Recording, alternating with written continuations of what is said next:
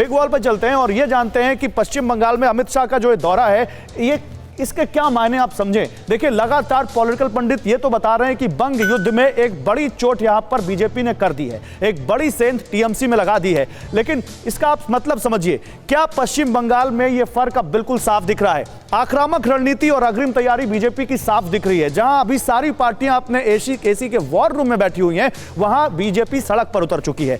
ऊपर से आक्रामक और वास्तव में क्या रक्षात्मक है ममता बनर्जी के, जिस तरह से वो लगातार रिएक्ट कर रही हैं बीजेपी के एक मूव के बाद, क्या यह बताता है कि वो अभी डिफेंसिव प्ले कर रही हैं। आगे लोकसभा चुनाव के नतीजों से बीजेपी में जबरदस्त उत्साह है। 2 सीटों से 18 सीटों पर पहुंचने के बाद बीजेपी ने बताया कि वो बंगाल में अब बहुत तेजी से आगे बढ़ रहे हैं। लेकिन क्या ममता बनर्जी लोकसभा चुनाव के नतीजों से हतोत्साहित हो गई हैं? क्या उनको लगता है कि वो जो चुनौती बीजेपी की है वो बहुत बड़ी होती जा रही है, और क्या विधानसभा चुनाव में वो कन्वर्ट होगा? यह भी एक सवाल है। बीजेपी शाह की अगुवाई में कई स्तर पर जिम्मेदारियां बांटी गई हैं, टीम बना दी गई है, पूरी स्ट्रेटेजी बना ली गई है कि जमीन पर कौन से नेता को कहां फिट करना है।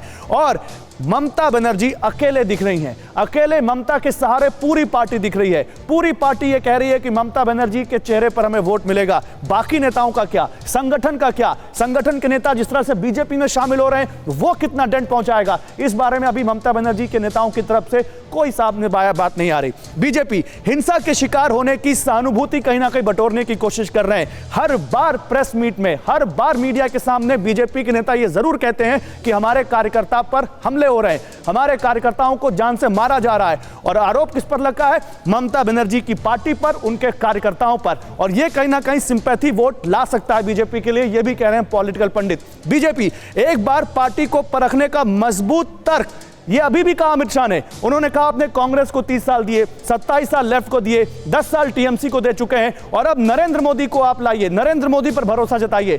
और ये कहीं ना कहीं एक वो कह रहे हैं कि आपने सबको इस्तेमाल किया, सबको देखा, अब हमें भी तो देखिए हमारा शासन कैसा होता है। और कहीं ना कहीं एंटी इनकम्बेंसी यहां पर एक बड़ा फैक्टर हो सकता है ममता बनर्जी के अगेंस्ट।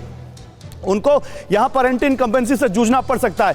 आगे एक के बाद एक साथियों का किनारा, यहां पर बीजेपी जो यहां पर एक के बाद एक उनके साथ साथी जुड़ते जा रहे हैं। और जो स्थानीय मजबूत चेहरों का देखिए, ये थोड़ा सा इसमें अंतर है। ये जो आप लाइन देख रहे हैं ये बीजेपी के लिए है कि जो स्थानीय नेताओं का जो चेहरा का कारवां है वो उनके साथ जुड़ता जा रहा है, और ममता बनर्जी एक के बाद उनसे पार्टी के बड़े नेता किनारे कर रहे हैं। न्यूज़ टॉप 9 रोज सुबह 7 बजे और शाम 7 बजे सिर्फ TV9 भारतवर्ष पर।